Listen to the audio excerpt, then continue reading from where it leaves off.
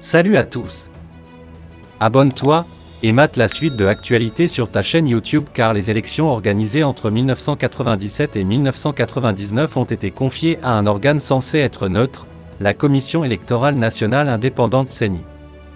Cet organe était chargé au terme d'une nouvelle loi électorale, loi 97-008 du 14 janvier 1997, de la préparation et l'organisation matérielle des élections, la formation des agents électoraux, la supervision et le contrôle des opérations de vote, la centralisation et la proclamation des résultats provisoires, la gestion des observations nationaux et internationaux.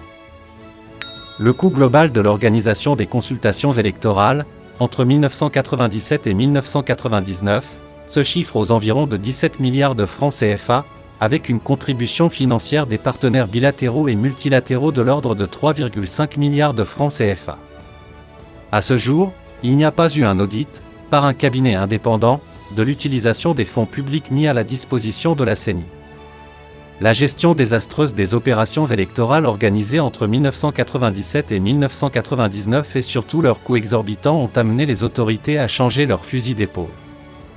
Elles ont adopté, entre 1999 et 2004, une série de textes modifiant la loi électorale de 1997.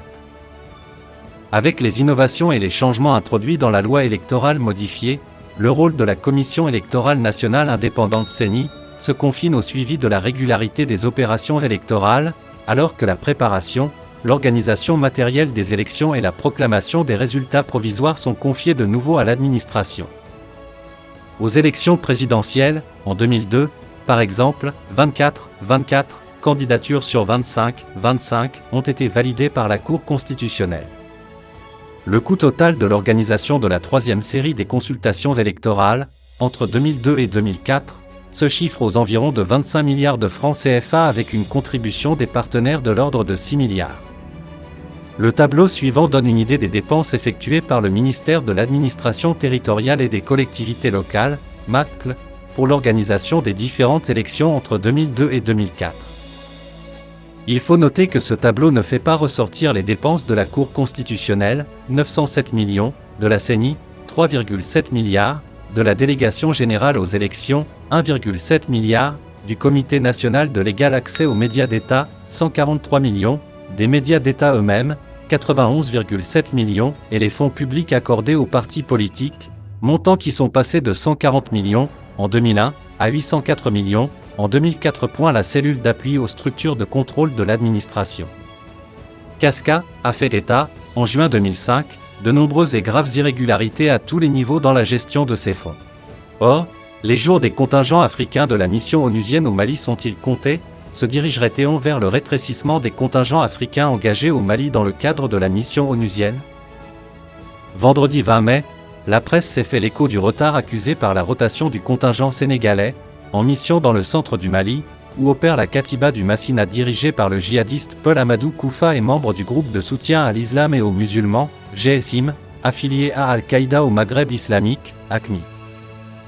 Constitué de 850 éléments dont 21 personnels féminins, ce contingent qui devait être au Mali depuis mars dernier, en remplacement du 10e détachement sous le commandement du colonel Dedor Adrien Sarr, commence à perdre patience. Le porte-parole de la MINUSMA, Olivier Salgado a confirmé à APA News que la mission est toujours en attente des autorisations de survol et d'atterrissage soumises au gouvernement malien. Bamako aurait appliqué la réciprocité à tous les pays membres de la CEDEAO qui ont fermé leur espace aérien au nom du respect des sanctions de l'organisation ouest-africaine contre le Mali, pour l'absence de volonté des autorités de la transition de transmettre le pouvoir aux civils le plus tôt possible. Cette situation stressante qui affecte le moral des troupes, selon Olivier Salgado, est un fait parmi d'autres dans une période de tension entre la MINUSMA et les autorités de la transition. Bamako, qui reproche à la mission onusienne de se comporter parfois comme une ONG, lui impose des contraintes réduisant son champ d'action déjà très limité, avec un mandat dont la robustesse est remise en question. Prétextant des opérations militaires dans la zone, l'armée malienne a interdit d'accès la MINUSMA au marché hebdomadaire de Djenné, un cercle de la région de Mopti, à 574 de Bamako. Dans cette zone, le gouvernement s'était opposé à ce qu'une mission de l'ONU se rende sur les lieux pour enquêter sur les circonstances de la mort de plus de 200 personnes dans une opération de l'armée malienne à Moura. Des organisations de défense des droits humains ont réclamé une enquête sur des allégations d'exactions contre des civils que la version officielle considère comme des djihadistes. Dans ce climat de méfiance exacerbé par la crise diplomatique entre le Mali et la France, des pays préféreraient rapatrier de leurs casques bleus. Contributeur de casques bleus pour la MINUSMA, le Bénin a décidé de rappeler, à partir de novembre 2022, ses 250 soldats et 130 policiers, selon le porte-parole adjoint de l'ONU, Farik Ak. Cette décision que Cotonou n'a pas encore commentée aurait un lien avec les attaques djihadistes de plus en plus fréquentes dans le septentrion de ce pays côtier. Les autorités se seraient résolues à renforcer la sécurité dans cette partie proche du Burkina Faso et du Niger où l'incident le plus récent a visé un poste de police, dans le Kirmama, occasionnant un mort parmi les policiers.